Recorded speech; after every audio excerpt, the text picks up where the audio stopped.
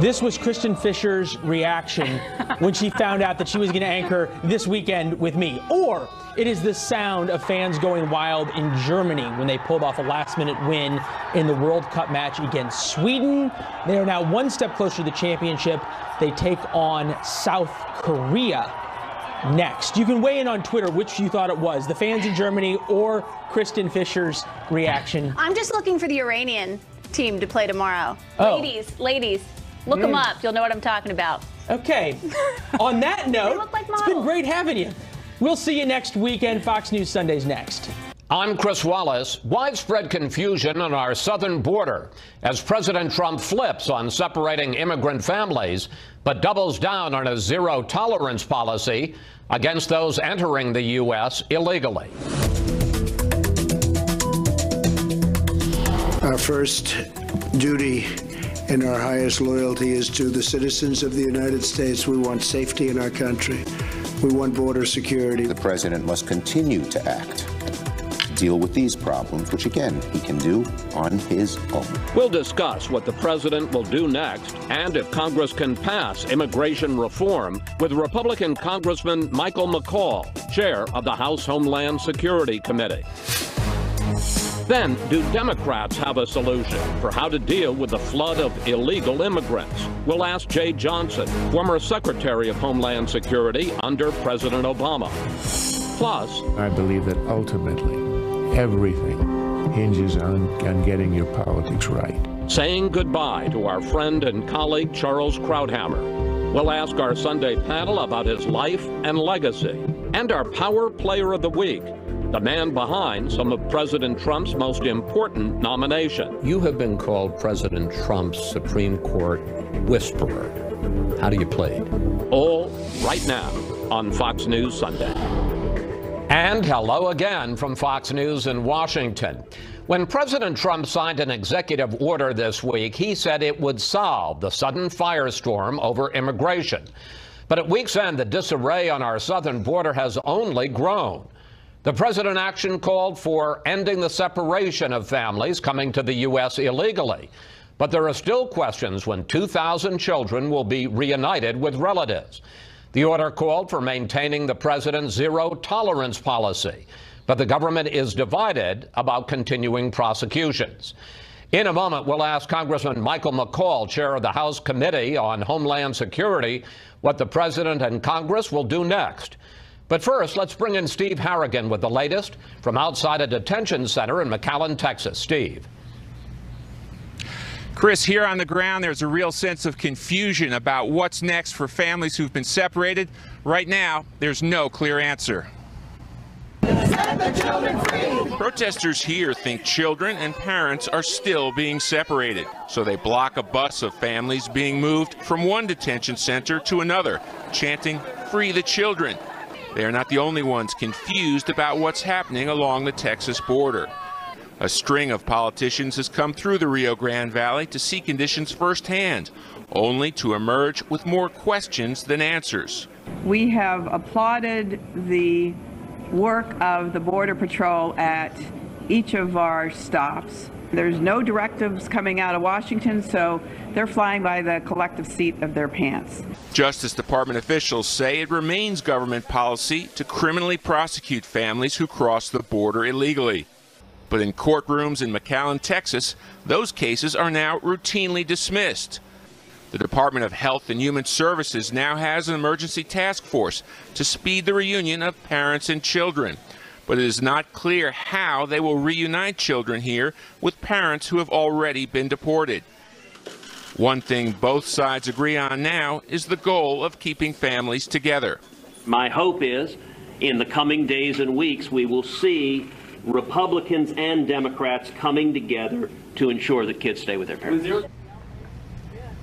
Together in more than 20,000 beds on military bases here in Texas and Arkansas. Chris?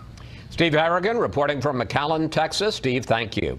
Joining us now, the chair of the House Homeland Security Committee, Congressman Michael McCaul, sponsor of an immigration reform bill the House may vote on this week after rejecting a more conservative plan on Thursday. Mr. Chairman, welcome back to Fox News Sunday. Thank you, Chris. Let's start with that more moderate immigration reform bill that you helped pass. Let's put up what's in it.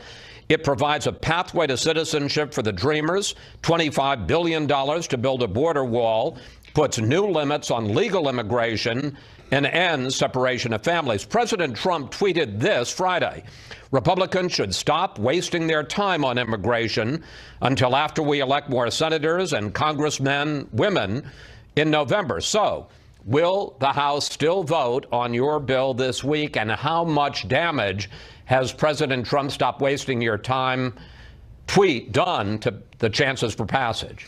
Well, I would urge the president to continue to support the 4 pillars idea. That's my border security bill, going to a merit-based system and providing for a rational DACA fix. That was rejected. As you mentioned, the conservative bill that Chairman Goodlatte and I sponsored got rejected. But I did talk to the White House yesterday.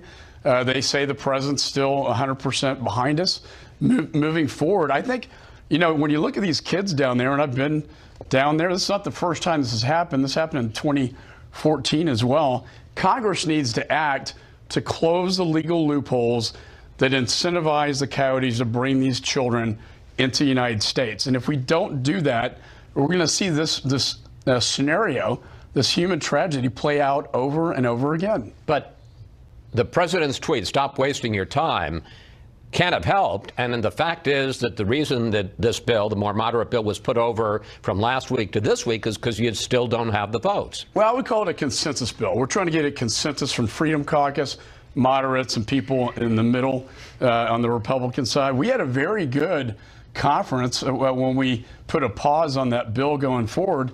I felt very optimistic we're going to have a solution to this problem. And if we don't do this, you're going to see more and more of these kids at the border. And let's not forget the dangerous journey they make. The Secretary told me there were 12,000 children, 10,000 of them did not come with parents, but rather the coyote was their guardian, taking them from Central America all the way through Mexico and the United States. A very dangerous journey where they're abused and exploited.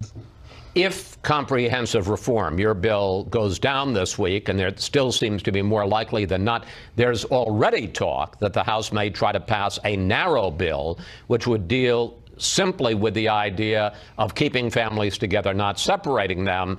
One, is that true? And secondly, if you pass that bill, is it humane that your solution is going to be, well, yeah, we're going to keep them together, but we're going to keep the families and the children detained for weeks or even months? Well, under the bill that I hope to pass this week, we provide the solution. The problem, Chris, is that we treat people from other than Mexico, the Central Americans, different from the Mexicans coming across.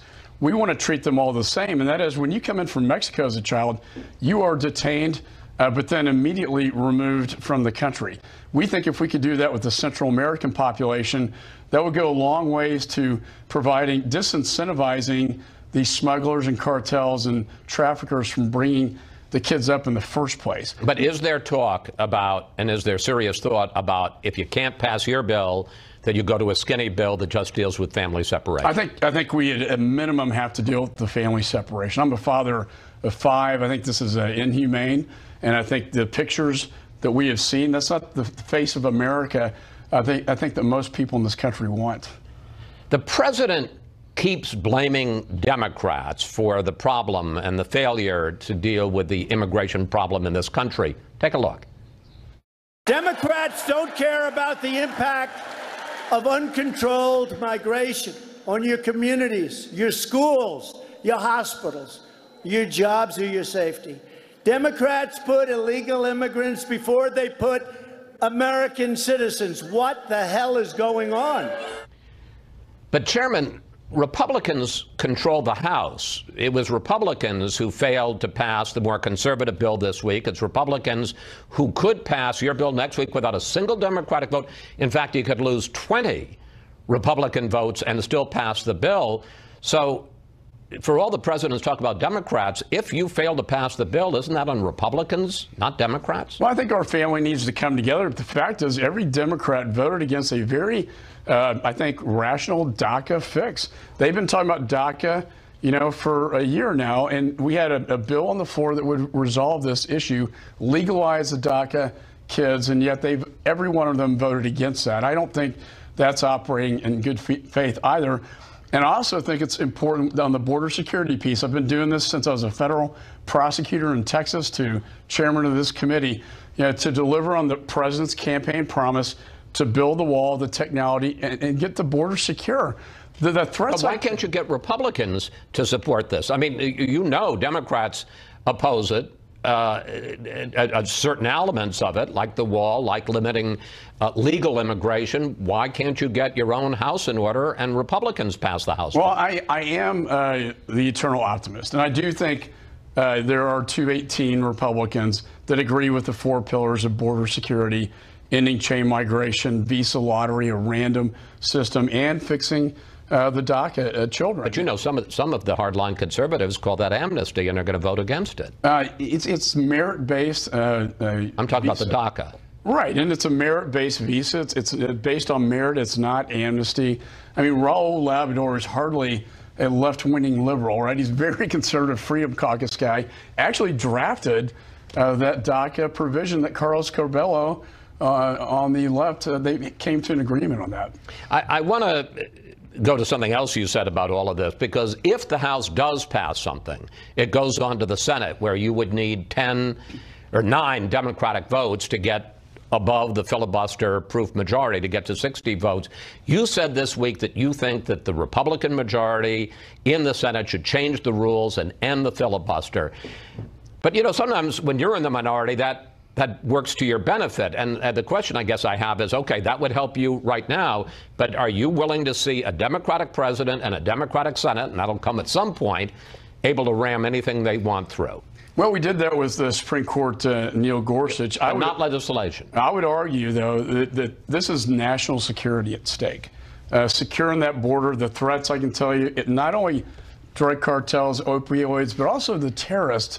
We stop 10 terrorists every day from getting into this country. I look at it from a national security standpoint. It should be a bipartisan issue, but if not, you know, the Senate has that traditional rule. I think they should waive it in this case on the basis of national security to protect the American people. Let's turn to the president's executive order this week and the confusion that it has sown at the border. Here's what the president said. So we're keeping families together, and this will solve that problem. At the same time, we are keeping a very powerful border, and it continues to be a zero tolerance. But as chairman of House Homeland Security, can you sit here and tell me right now, as we sit here, do you know when those 2,000 children who are still separated from their families will be reunited with their parents? Well, I applaud the president for reversing course on this issue. Those children were sent into the custody of HHS, who then sent them 1,000 miles away to relatives in the United States. I think the better way to do this that our bill does is we keep the family together, but we also treat them like the Mexican people, where we detain and then remove them from the country. If we don't do that, we will never stop this problem. We'll be talking about this next year and the year after if we don't fix it by Congress. But I just to press my point, do you know when these 2,000 children who have been separated, and as you say, some of them are thousands of miles away, when are they going to be reunited with their parents? I think it's a very difficult thing to do, and they're going to have to bring them back to the border where they should have been in the first place. So we're talking weeks or months? And be with their parents who violated the law, reunite them at the family center, and then go forward with the removal proceedings. But Chris, as it exists now under the Flores decision, after 20 days, they are released into society. And these could be dangerous people. I'm not saying they all are. I think the children, you know, because of HHS, they're put into their custody and transferred somewhere else in the country. Let me ask you another specific question. As chairman of House Homeland Security, do you know whether adults, members of families crossing the border illegally, can and are still being prosecuted under zero tolerance?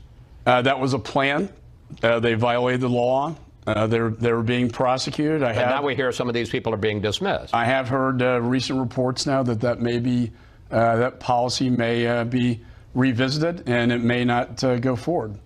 Zero tolerance? I mean, that's some of the reporting I'm getting, and it's very unclear how this executive order is playing out. But I'm unclear about now the prosecution of the parents. I think they want to reunite the family and then remove them from the country. Final question. At the height of this furor, you said, and you basically made that point just now, that you were distraught as a father of 5 at what's happened. And you said at one point that this policy must come to an end. How badly has this been handled? I think, to set forth a policy, then have to reverse it is not a consistent message, obviously, to be candid with you. But I think I wouldn't fault the administration on this. I would fault the United States Congress, who has the power to change the laws that will stop this from happening again. And yet we can't seem to get this done. And that's why I've urged my colleagues, why is this so important? National security is at stake, protecting the American people. We have to get this done, or we'll be seeing this scene play out over and over again. We had 30,000 kids in 2014. We're going to see the same thing this summer if we don't change it. Chairman McCall, thank you. Thanks for your time. We'll track what happens with your comprehensive bill on the floor this week. Thank you, sir. Thank you, Chris. Up next, President Trump says he inherited a mess on immigration from the Obama administration. We'll talk with Jay Johnson, Mr. Obama's Secretary of Homeland Security. When we come back, what is the Democrat solution? Families at the border with his new zero-tolerance policy, and that he alone can fix it. But what is their answer for stemming the tide of illegal immigrants coming into the U.S.? Joining us now, Jay Johnson, President Obama's Secretary of Homeland Security, who had to deal with a spike in illegal crossings back in 2014.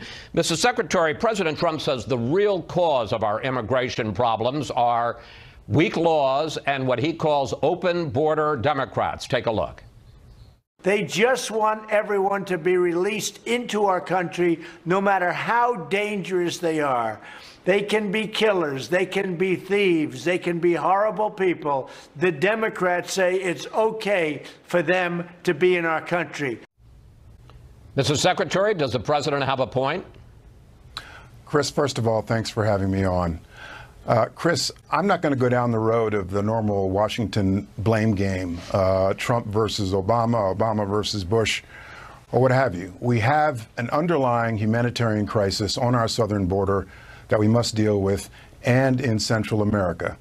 The high in illegal migration was 18 years ago. It is now a fraction of what it used to be, but the demographic has changed. It's women and children coming from Central America. As you point out, we saw a spike in 2014. We did a number of things to deal with it. We had the second lowest number in apprehensions on our southern border in 2015 since 1972.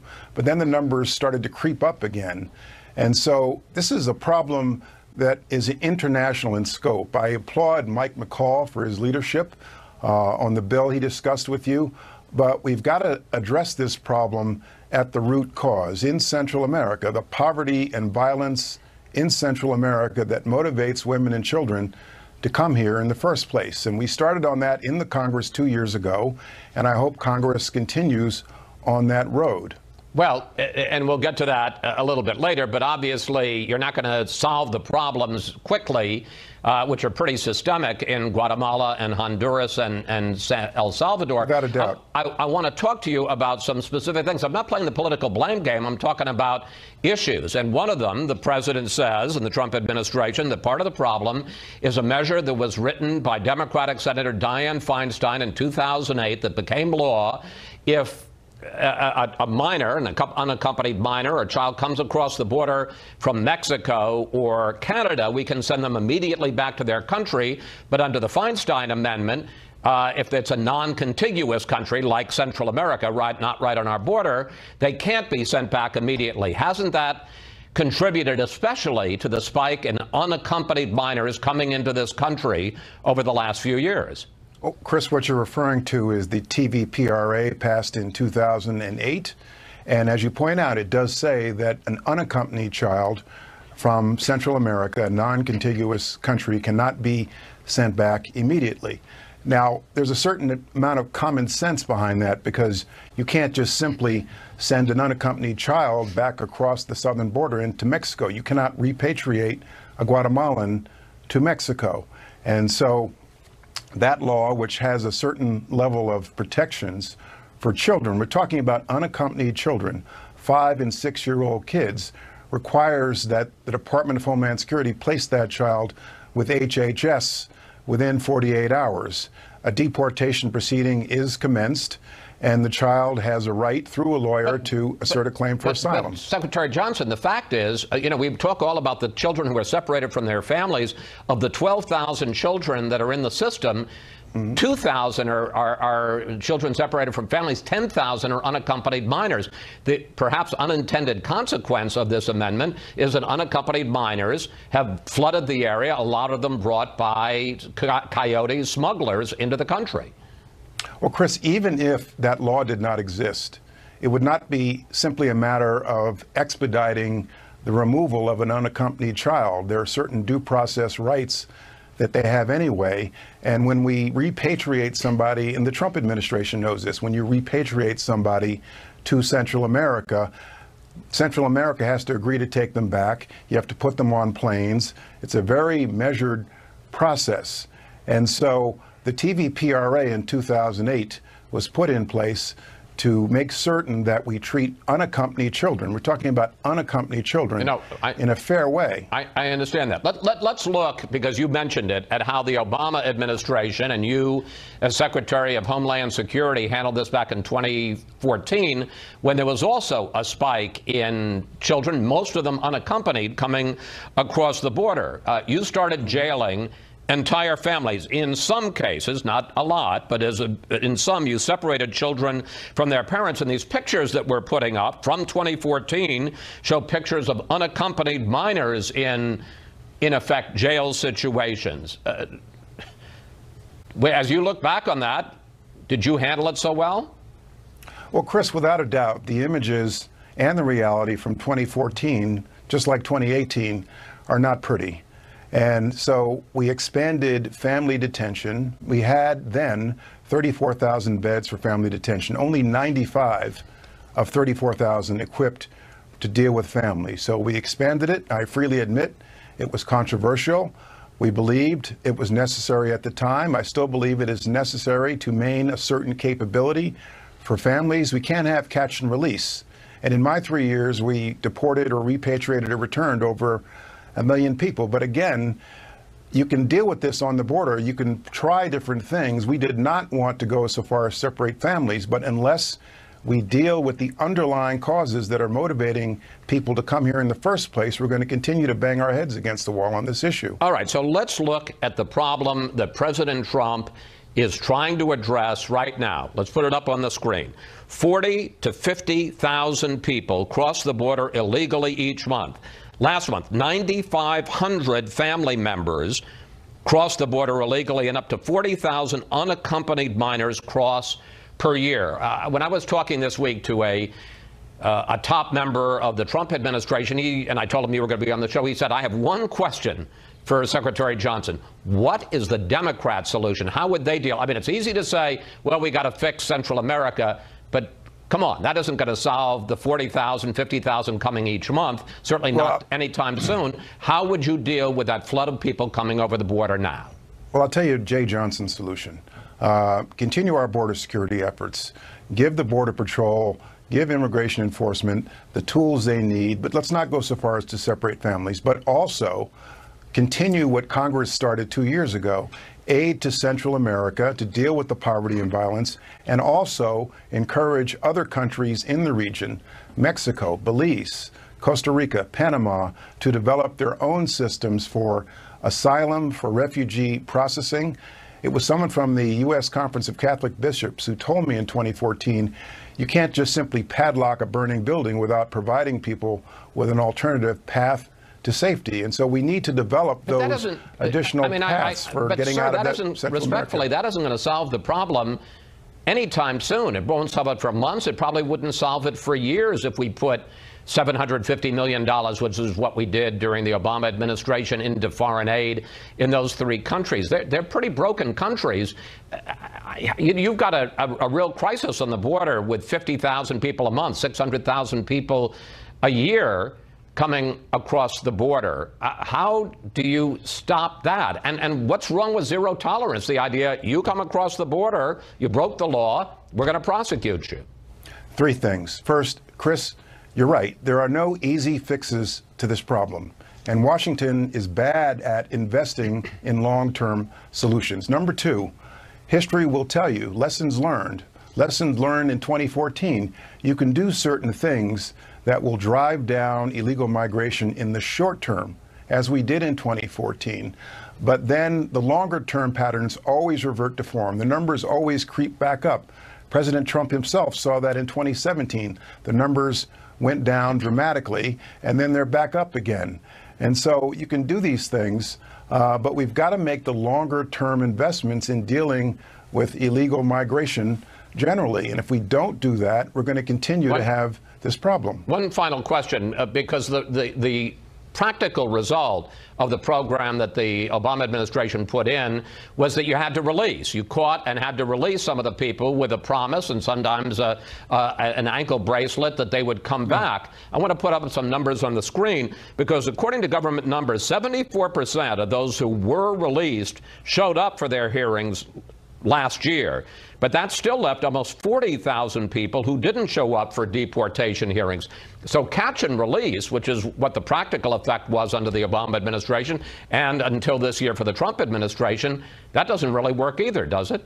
Well, without a doubt, it's a problem, Chris, which is one of the reasons we expanded family detention, which was controversial. A lot of people was knocked down by the court. That's the reason we got this 20-day ruling. It was because of the Obama administration's policy.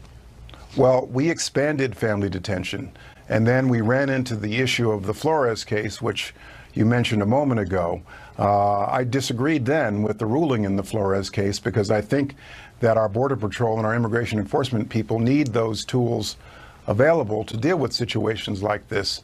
But it's a sheer matter of numbers, Chris. Right now, we have family detention capability for about 3,000 or 4,000 people, and you've got over 1,000 migrants crossing the border a day in Central America. And so even if you emptied it out completely today, it would fill back up in a matter of days. Right. So there you are. This is not an easy problem, which is why we need to invest and address the underlying causes. Secretary Johnson, thank you. Thanks for joining us today. Always good to talk with you, sir. Thanks. Up next, we'll bring in our Sunday group to discuss the policy and politics of illegal immigration. Plus, what would you like to ask the panel about President Trump advising Republicans to put off immigration reform till after the midterms? Just go to Facebook or Twitter at Fox. Of parents and children. We're signing an executive order I consider to be a very important executive order. It's about keeping families together. Well, what a difference a few days in a national uproar make as President Trump ended up signing an executive order on the separation of families after saying he couldn't. And it's time now for our Sunday group. Rich Lowry of National Review, columnist for The Hill, Juan Williams, former Democratic Congresswoman Donna Edwards, and former federal prosecutor Andrew McCarthy, who writes about legal issues for National Review. Well, Rich, let me start with you. The president says he does not like to reverse course, but he did it repeatedly this week. First, he said he couldn't sign an executive order. He did. Then he went up to Capitol Hill, said he was 1,000% behind Republicans trying to pass a comprehensive immigration reform bill. Then he told them to stop wasting their time. What's going on here? It's been all over the map. Well, this separation policy, it wasn't sustainable, and it hasn't been sustained. And they obviously need to get beyond this phase, reunite the kids quickly with the parents, which is easier said than done because there are insane bureaucratic rules around it, which means it'll take months. And then try to get the debate onto catch and release. And I think the policy they want to implement now makes sense and is commonsensical. Hold the kids and the parents together at the border and then deport them. The problem is there's rules that make that impossible and there's limited capacity. My understanding, DHS has 3 family detention facilities. One of them is in Pennsylvania. So obviously they would need to radically ramp up the amount of shelters they have. On Friday, the president met with what are called the angel families to talk about the human cost of illegal immigration. Here he is. They're not separated for a day or 2 days. They are permanently separated because they were killed by criminal illegal aliens. These are the families the media ignores. They don't talk about them. Very unfair. Juan, did the president succeed in changing the focus in the immigration debate from separated families to the drugs and crime that come over the border with illegal immigration? Well, I think it was a last gasp maneuver because he was having a rough week on this issue, as you've explained, Chris. But two wrongs don't make a right. My heart goes out to anyone that's lost a child to a terrible crime like that. But that doesn't excuse separating children from their parents at the border. So this was a cynical act by the president at the end of the week. The statistics show very clearly that there's a lower crime rate among illegal immigrants than there is among native-born Americans. There's a 70-year low in terms of people crossing that southern border, but we've had a spike in recent months. I think this is about politics, and I think Trump has decided for the midterms he's going to demonize immigrants. And so you demonize immigrants. In a way, you talk about infestation, you talk about animals, people coming from terrible countries. To me, this is offensive, but this is his policy at the moment. And I mean, what's regrettable is that it's become about politics, not so much about immigration. And right now, he's losing on that fight. 2/3 of voters, Americans, say this is a bad policy. But the president thinks it excites his base and will get them out for the midterms. I want to pick up on that, but I want to ask you, Andy, as a former federal prosecutor, because one of the things that strikes me at week's end is the confusion. You heard Mike McCall, chairman of the House Homeland Security Committee, basically say, I don't know when these families are going to be reunited. When he was asked about prosecution and zero tolerance, he said, I don't know where that stands. As a former federal prosecutor, it can't be good when there's real confusion. The Department of Justice says, yes, we can continue to prosecute the parents of these families coming across, and DHS says, no, you can't, and they're letting some of these people go. Yeah, but, Chris, we have to remember that in every single case where you enforce the law, this is a residual problem that you have. I don't know how many cases that I prosecuted where day after day, the family of the defendant would sit in the front row behind the defendant. And the signal to the jury in every one of those cases was, if you convict this person, if you apply the law in this situation, you are going to rip this family apart. You're going to separate the family. And in every case, as a human being, the prosecutor feels awful about it, the police who have to enforce the law feel awful about it, and the jury feels awful about it. I never saw a single case where somebody actually was acquitted because of that dynamic. So do you think the president was wrong to revoke the family separation aspect? If you're saying that's part of what happens when you commit a crime. It's a fact that it is part of what happens when you commit a crime, but it's also a fact that if you were going to start a law enforcement initiative, you have to back it with the resources that you need to carry it out effectively. So if we decided today as a country, we now want to crack down on marijuana trafficking, that would require a vast resource reallocation to commit to that problem, and it would mean a number of other things didn't get addressed. So in other words, there should have been a lot more detention infrastructure. Right. We ask you for questions for the panel, and on this issue of the separation of families, we got this on Facebook from John Ward, who writes, what can Congress and POTUS do, President, to help solve the problems in Central American countries that would allow its citizens to remain there? You can't solve the problem after they reach the border. This is, of course, what we heard several times from former Secretary Jay Johnson, Congresswoman Edwards. I mean, are we really? I understand that there's a problem there and people are going to want to leave if their lives are miserable. But that isn't going to solve the problem of 600,000 people coming over the border. It's certainly not going to solve it quickly. Well, I think I want to go to Juan's point, which is that these border crossings are actually at an all-time low. And so let's be real about what's happening here. And the fact is that we do have to change the circumstances, both economic circumstances, but also the violence that's being driven by the drug trade in Central America, which is why many of these families are fleeing. And frankly, ripping babies, infants, toddlers, children from parents doesn't deal with the issue of MS-13. I think the president was like mixing apples and oranges here when it comes to what's happening with families who are being detained. And we can't be a country that, on the one hand, embraces immigration, but on the other hand, separates families, separates children from their parents. And this was legal immigration. We don't embrace. This was a policy change by the Trump administration. He didn't actually even need an executive order to deal with it. It was a policy change, and it was deliberate. And now we're learning from the president himself that it was a deliberate strategy that was actually about an election strategy for 2018. So, not acceptable. Overall, border crossings are lower than they have been, 10, 15 years ago.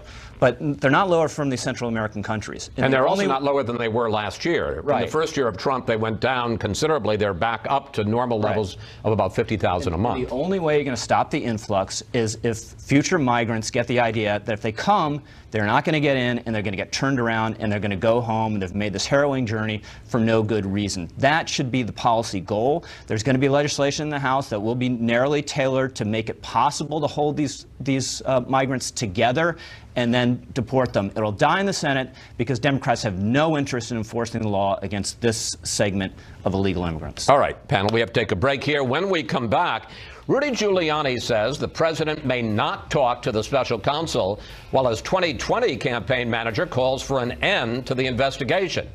And remembering our colleague Charles Krauthammer. Special Counsel Mueller is conducting an important investigation. I believe that this investigation is very, very close to being able to be thrown out. Anything they do.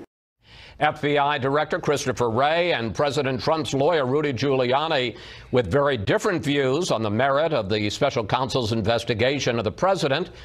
And we're back now with the panel. Andy, you've been writing for months about the special counsel investigation and the National Review, and you say that the Inspector General's report only adds to the argument that the Department of Justice should pull the plug on the Mueller probe. Explain. Well, it should pull the plug on the aspect of the Mueller probe that deals with whether the president's guilty of obstruction. I mean, part of the confusion here is that when you talk about the Mueller probe, people seem to mean different things about it as they say it. The Mueller probe, as it was originally articulated by Deputy Attorney General Rosenstein, is a counterintelligence probe into Russia's interference in the 2016 election. I don't think anybody thinks that the entirety of that mission is a waste of time. In fact, it's an important investigation. It ought to be seen through. Then there are the aspects of it that deal with President Trump, which are very important to the governance of the country, because you can't, unless it's very necessary, you should not have a situation where the president is under the cloud of federal criminal investigation. So the question is, do they have a case on him? And it appears that they don't, as a matter of law. And the Inspector General's report underscores that, because the Inspector General's theory is that when an executive official like the FBI or the federal prosecutors are dealing within their discretion as executive actors, even if there is a possibility of corrupt intent, as long as there are legitimate explanations for any particular step that they take, we should assume that they are acting legitimately. So, for instance, even if Peter Strzok, the lead investigator for the FBI, sends these wildly biased texts and emails to his girlfriend, if there's a legitimate reason that he could have taken the actions he's taken, you've got to put the best face on it. You have to. Correct. And because the president, under the Constitution, has broader discretion than the FBI and the federal prosecutors do, and because there's more scant evidence of corrupt intent on his part than there is with respect to the agents, as we see in page after page after this Inspector General report, I just simply don't see a basis, even if you bought their theory of obstruction, which I never have. Congresswoman Edwards, does the bias and misconduct inside the FBI, as documented by the Inspector General's report, does that fatally taint the special counsel investigation with regard to Donald Trump? I don't think it does at all, and here's why. First of all, we know very little of what the special counsel Mueller is doing, and I think with good reason, and I'm glad for that. The IG report is separate, dealing with the FBI. I think it could well be that this ends up like Iran-Contra, where at the end of the day, there's nothing that comes that would taint or indict the president. On the other hand, it could end up like Watergate, that results in a resignation, or like Clinton impeachment. And so I think it's really too early to know. We've already had 5 guilty pleas. We've had 14 indictments. It's really early on in this investigation to call for an end to it. In the time we have left, I want to talk about the passing of our colleague Charles Krauthammer. Back in 2013, when Charles' best-selling book, Things That Matter, came out, we did a Power Player segment on Charles, and it was so interesting. It was the only 2-part Power Player we have ever done, and here is a portion of that. The best thing I had going for me is from the first day I had no hope. And no hope is a redeeming thing. I knew what life would be like, and I either accept it or you don't. And that may be the most remarkable part of this story. More than old Charles has accomplished and all he does in a wheelchair. There is not a trace of self-pity. Not a bit. You got 2 choices now. You're either going to live a good life or you're going to live a miserable life. And that, to me, was a very easy choice. Rich, where do you think, and I just found out that you worked for Charles, one of your first jobs out of college, where does Charles rank in the pantheon of conservative thinkers and just among commentators on the public scene in general? Well, let me say, I worked for him as a research assistant out of college. I was scared the entire time. Obviously, not because he did anything to make me feel uncomfortable. He'd be incapable of that, but just he had a formidable dignity to him, and you always knew you were in the presence, even if he wasn't rubbing in your face, of a superior intellect. I think he ranks with Bill Buckley, Irving Kristol, as among the top conservative intellectuals of the last 50 years. He was one of the great defenders of our civilization, and he represented what was best about it. And his voice will be missed and never replaced. Is there one story from your days as a college graduate dealing with Mr. Krauthammer? I once inserted a typo into his column late when it was, almost going to the printer at the Washington Post, and I had to go tell him this the next day. I didn't realize in Washington actually you pass the buck and you cover your mistakes. And he wasn't. I mean, you could have said, well, it was the paper that did it. He wasn't mean about it or nasty about it, but I remember still it rings my ear. He's like, "Why did you do it?" And I killed my mother or something. And we came to joke about this over the years. Juan, you were on the other side fencing with Charles often, and it always struck me that whether you agreed with him or not, and, Charles wasn't always right, I think we would agree, if you ignored him, you missed out on an important part of the national conversation. Without a doubt, it comes to mind because I was on the opposite side. That people talk about Wayne Gretzky or Michael Jordan as knowing where the puck or the ball is going before it gets there. So Charles was like a chess player, strategic thinker. And when it came to debate, he thought out, he had a strategy in mind, and he's going someplace. So to go along with him was to learn and to match strategies. The best example of this would be Harriet Miers, going back to 2005. I don't know, if you remember, she was nominated for the Supreme Court by George W. Bush. Then I supported her as a Democrat. I thought this is a moderate Republican, the best we can hope for from this president. He opposed her, and there was tremendous opposition from the right. They feared Harriet Miers to be another David Souter, kind of an indistinct, even liberal justice. Charles then comes up with this idea for how George W. Bush can pull Harriet Miers' nomination effectively, an exit strategy. And the White House follows Charles's instructions. And for me, it was like, oh, my God, he came up with this idea, and he had the influence to make it real. It's a revelation. So, I just give thanks that I was on the other side of a chess master at public debate. You know, it's interesting. It's like when Walter Cronkite turned against the Vietnam War. Lyndon Johnson said, if I've lost Cronkite, I've lost the country. I suspect George W. Bush thought, if I've lost Krauthammer, I've lost the country. Thank you all, panel. See you next week. Up next, our Power Player of the Week. If there's a vacancy on the Supreme Court, he will help fill it.